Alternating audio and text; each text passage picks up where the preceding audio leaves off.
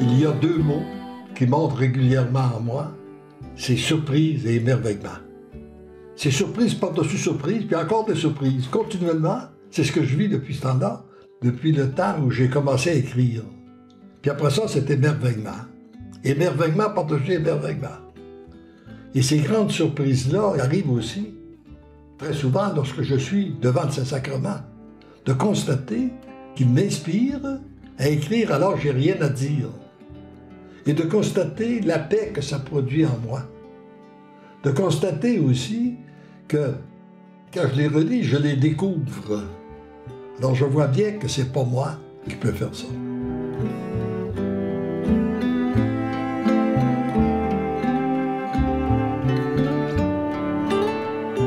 Je suis surpris de ça. J'ai été surpris aussi, puis émerveillé, de constater qu'il y a quelqu'un qui veut éditer cela. C'est très difficile de trouver un éditeur qui va s'intéresser à éditer un livre lorsqu'une personne n'est pas connue. Et là, moi, sans que j'aille le demander, il y a un éditeur qui dit « mais il faut éditer ça ». Alors je suis surpris, je suis émerveillé de ça. Et puis, j'étais encore plus surpris de voir de la façon dont ça s'est diffusé, de voir qu'il se diffuse au Québec, puis en même temps, il se diffuse en Europe.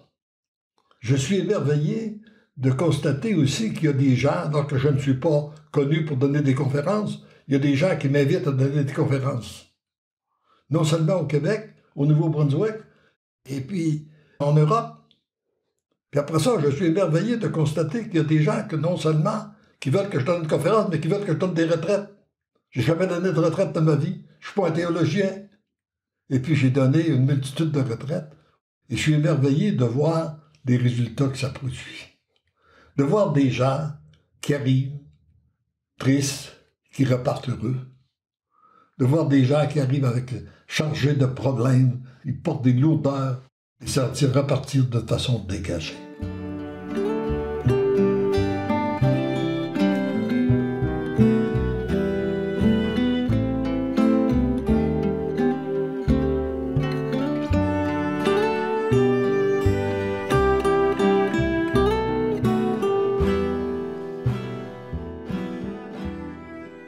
Je vais vous raconter un des premiers émerveillements lorsque j'ai passé mon manuscrit à un prêtre que j'aimais beaucoup, avec qui j'assistais à la messe tous les matins. Et puis, je lui passe mes écrits. C'était le seul prêtre à qui j'ai passé, à part les deux prêtres qui m'ont accompagné, là, le père David et le père Guijico. Alors lui, il s'appelle Walter Alexander. Alors, je lui passe mon volume, mon manuscrit. Et puis, après qu'il l'a lu, il dit « Vous avez lu beaucoup de la petite Thérèse de l'Enfant Jésus, vous? » J'ai dit « Non. » J'ai dit « Je la connais, mais je n'ai pas lu. » Ben, il faut que vous lisiez ça. C'est pareil. Il dit « Je reconnais les mêmes choses, les mêmes textes, les mêmes expressions. » Puis il dit « Il faut que tu lises son livre. » Il dit « Je vais te passer sa biographie. » J'ai lu la biographie de la petite Thérèse de l'Enfant Jésus et la petite Thérèse m'a fait un beau clin d'œil parce que lorsque je suis arrivé à la lecture de son décès, le jour où je lis ça, je regarde sur le calendrier et ça fait 1 siècle, jour pour jour, qu'elle est décédée. Et après, la petite Thérèse m'a accompagné. Je suis sûr qu'elle m'a accompagné tout au cours de cette mission-là. D'ailleurs, lorsque j'ai eu à partir pour le premier voyage, que j'étais invité pour le premier voyage en Europe, moi, j'aurais voulu que mon épouse m'accompagne. Puis elle décide de ne pas m'accompagner, mais de m'accompagner dans la prière, mais pas présente. Alors, j'ai parti seul. Puis je lui ai dit, ben, si tu veux pas d'abord que tu veux pas m'accompagner, je vais partir avec une jeune fille de 24 ans, la petite Thérèse de l'Enfant Jésus. J'ai constaté qu'elle m'habitait, qu'elle me donnait aussi une bonne paix intérieure. Et au cours de mes voyages, des gens qui sont venus témoigner qu'il y avait une vision de la petite Thérèse qui était là dans l'assistance, qui écoutait la conférence. J'ai eu l'occasion de rencontrer quelqu'un de sa famille qui avait un reliquaire de la petite Thérèse de l'Enfant Jésus, des beaux petits cheveux blonds.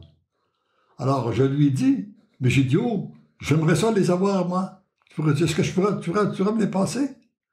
Ah, il dit, moi, je tiens à ça, comme à la prunelle de mes yeux. Il dit, je vais vous les passer. Mais il dit, il faut qu'ils me reviennent. Fait que pendant 2 semaines, j'ai voyagé avec les cheveux de la petite Thérèse de l'Enfant Jésus sur mon cœur.